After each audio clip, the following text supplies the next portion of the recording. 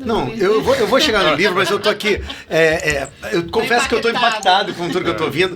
E é impressionante como você tem uma conjuntura, né, que favorece, que também tem toda uma ancestralidade operando para que isso aconteça. Mas eu tava pensando aqui, né, de 2020 para cá, principalmente, se você for ver os enredos da Portela, passando pelo Guajupiá, passando pela tradição tupinambá, passando por uma tradição oral fundamental, a gente está falando de oralidade, a gente está falando de ancestralidade, e isso se reflete numa prática, né, nessa prática pedagógica, mas nessa prática que traduz a poesia, né, como um elemento da arte cotidiana, para as pessoas terem acesso. E aí, quando vocês estavam falando nisso, e eu fiquei muito impressionado com esse viés poético, né, da Bianca, falando que o Virgílio tem capacidade de traduzir, né, essa poesia toda que ele vivencia, eu sempre acho que, de fato, o elemento mais significativo que a escola de samba, e eu estou falando já especificamente da escola de samba, tem para oferecer, é essa poesia e essa capacidade de ressignificar a vida, de interpretar o nosso cotidiano, de transformar, né, a moradora da comunidade em alguém que está cantando do lado do teu ídolo, alguém que almeja cantar no Maracanã. Eu acho que isso é maravilhoso, é você mostrar que existe essa possibilidade de romper essa brecha que durante muito tempo se segrega, né? E eu acho que a poesia tem esse elemento transformador.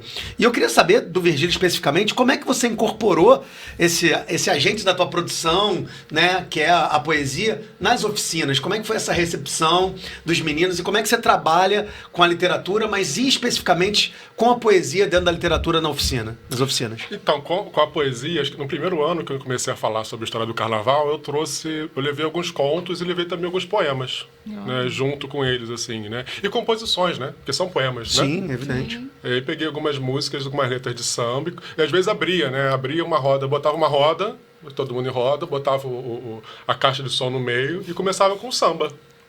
E a partir dali vamos conversar, porque já... Samba enredo? Samba normal, samba que a gente escuta no dia a dia. Ok. Né? Então botava um samba lá que tinha a ver com a aula, que eles já escutavam, mas não tinham parado para pensar às vezes na letra, né? No sentido da letra. E a gente começava a falar, vem cá, o que essa letra quer dizer? Né? O que tem a ver isso? E aí começava pelo samba. Então todas as minhas aulas elas começavam pelo samba. Né? Que era uma forma de conectar, né?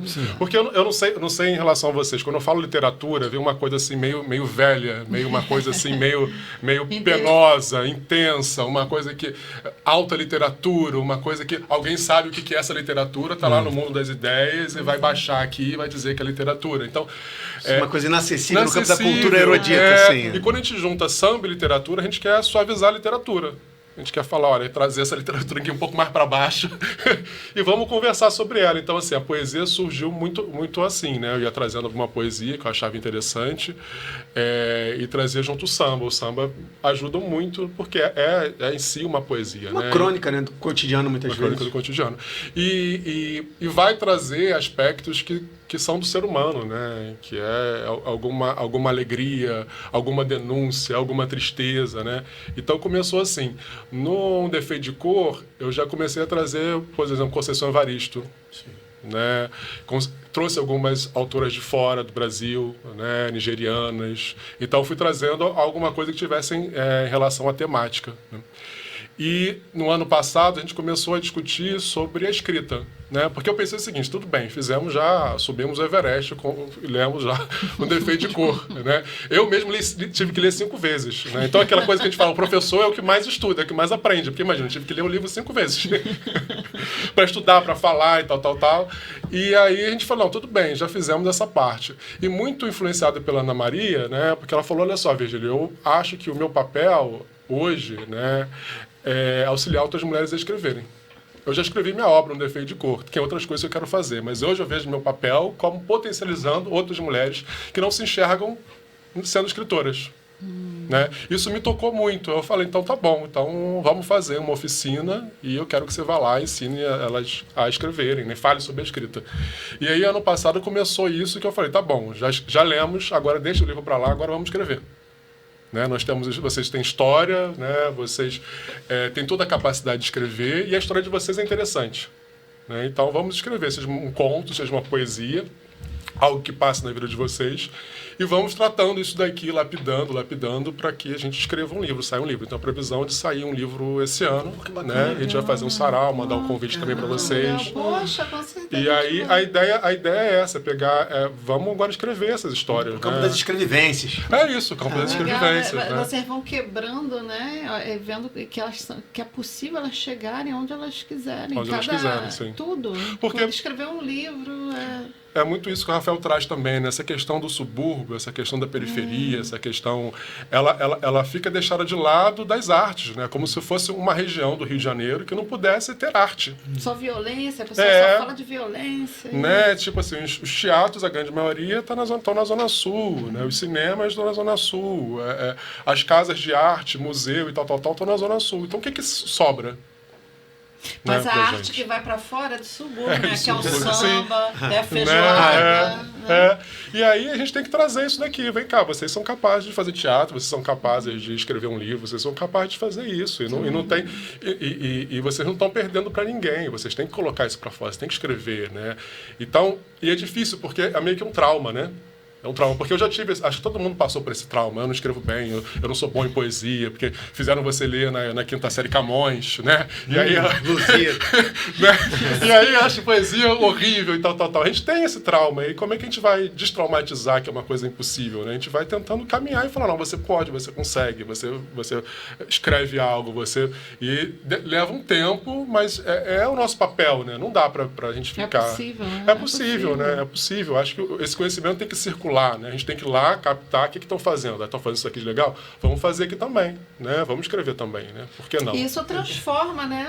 Transforma toda uma sociedade que está ali. Né? Sim. E os novos que vão vir já vão saber que desde pequeno aquilo é possível. Isso é encantador. E você joga para outra esfera do campo da disputa narrativa a história. Porque a história ela não é uma verdade absoluta, ela é uma brecha de possibilidades interpretativas. E quando você dá a caneta para alguém e fala assim, olha, você é o protagonismo da sua própria história, vai lá, escreve, fala o que você tem para falar é importante, e o que você tem para falar é comunitário, tá aqui, a gente está produzindo isso junto.